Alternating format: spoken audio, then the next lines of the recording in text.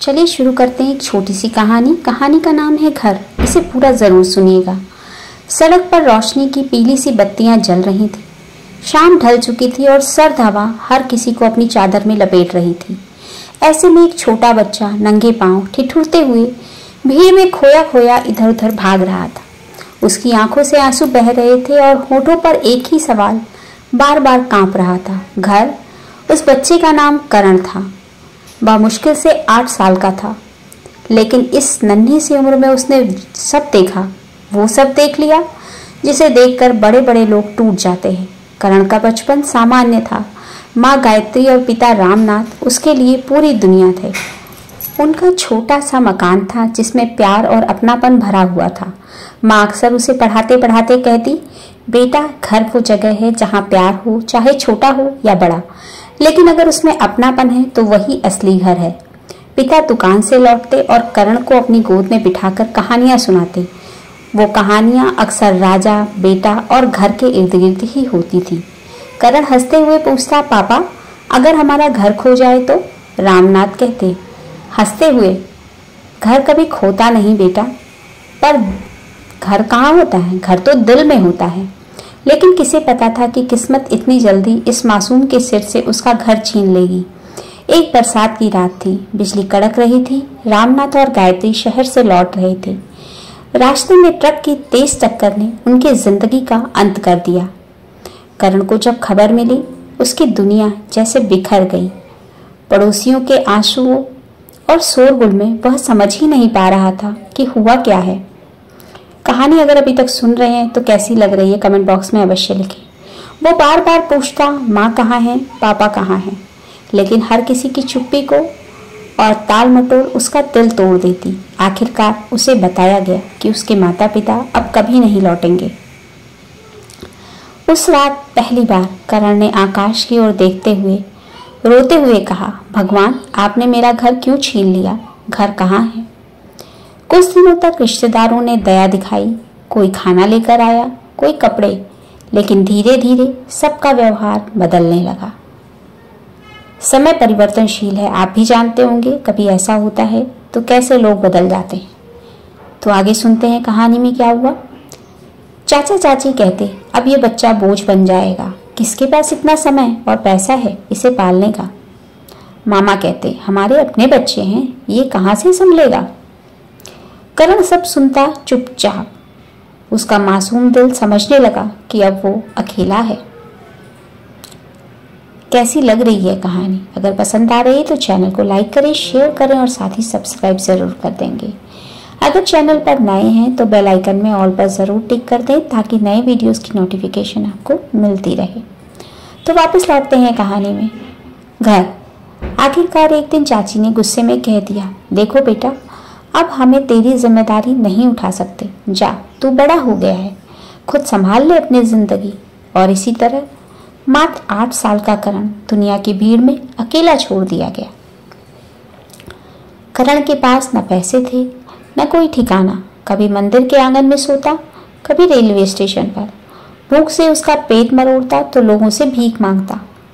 वो हर राहगीर से पूछता, अंकल मेरा घर कहाँ है, आंटी आप बता दो मेरा घर कहाँ है। लोग दया की दृष्टि से देखते, दया की नजर से देखते, कुछ चुप रहते, कुछ जल्दी में निकल जाते। उसकी आंखों में बस एक ही सवाल था, घर कहाँ है।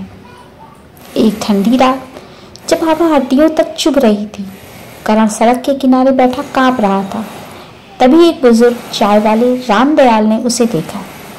अरे बेटा ये क्या हाल बना रखा है, क्यों रो रहे हो? करण ने आंसू पोंछे और कहा, मुझे अपना घर चाहिए, मेरा घर कहाँ है। रामदयाल की आंखें भर आईं। उन्होंने बच्चे को गले से लगा लिया। अपने गले से लगाकर उन्होंने कहा, बेटा घर ईंट पत्थर से नहीं बनता, घर वो जगह है जहाँ अपनापन और प्यार हो। अगर तू चाहे तो मेरा घर ही तेरा घर है। उस रात पहली बार करण ने चैन की नींद सोई। उसे नींद आई। रामनाथ का घर बहुत छोटा था, बस 2 कमरे। उनकी खुद की कोई संतान नहीं थी, लेकिन अब करण उनके लिए उनका बेटा था। रामदयाल जी की पत्नी शांति ने भी करण को अपना लिया था, उसे अपने बच्चे की तरह, और उससे कहा, बेटा अब तू हमारे लिए भगवान का दिया हुआ तोहफा है। धीरे धीरे करण ने स्कूल जाना शुरू कर दिया। दिन में वो चाय की दुकान पर रामनाथ जी की मदद करता और शाम को पढ़ाई करता। जिंदगी धीरे धीरे चलने लगी। हर रात जब वह सोने जाता, रामदयाल उससे कहते, बेटा याद रख, घर हमेशा दिल में होता है। जब तक प्यार है, अपनापन है, तब तक घर कभी खोता नहीं। समय बीतता गया, करण बड़ा हो गया, पढ़ाई में बहुत अच्छा था और मेहनत से कभी भी पीछे नहीं हटता था। एक दिन स्कूल में टीचर ने पूछा, बच्चों तुम्हारा सपना क्या है? किसी ने डॉक्टर कहा, किसी बच्चे ने इंजीनियर कहा, किसी ने कुछ और, लेकिन करण ने जवाब दिया, मेरा सपना है कि मैं ऐसा घर बनाऊं जहां कोई बच्चा कभी ये न पूछे घर कहाँ है। कक्षा में सन्नाटा छा गया। टीचर की आंखें भर आईं।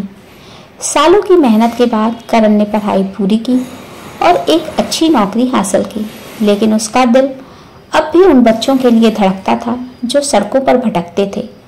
उसने अपनी कमाई से एक अनाथालय बनवाया जहां हर उस बच्चे को जगह मिले जिसका कोई सहारा नहीं था। कैसी लग गई है कहानी के बारे में अपने विचार कमेंट बॉक्स में अवश्य लिखिएगा। तो बढ़ते हैं अपनी कहानी में आगे। कहानी का नाम है घर। जब बच्चे आते और उससे पूछते, भैया हमारा घर कहाँ है, तो करण मुस्कुराकर कहता, यही है तुम्हारा घर, यही तुम्हारा घर है। जहाँ प्यार है, अपनापन है, वही घर है। कभी सड़कों पर भटकता एक छोटा सा बच्चा जिसने पूरी दुनिया में सिर्फ एक सवाल पूछा था, घर कहाँ है, आज सैकड़ों बच्चों को जवाब दे रहा था। उसकी आंखों में आंसू थे, लेकिन होठों पर मुस्कान थी, क्योंकि अब उसे समझ आ गया था, घर ईंट पत्थर से नहीं बनता, घर तो दिलों से बनता है। तो मोरल ऑफ द स्टोरी, घर वही है जहाँ प्यार हो, अपनापन हो और सुरक्षा का एहसास हो। असली घर चार दीवारों में नहीं, बल्कि रिश्तों और दिलों में बसता है। कैसी लगी कहानी? अपने विचार कमेंट बॉक्स में अवश्य लिखें। धन्यवाद।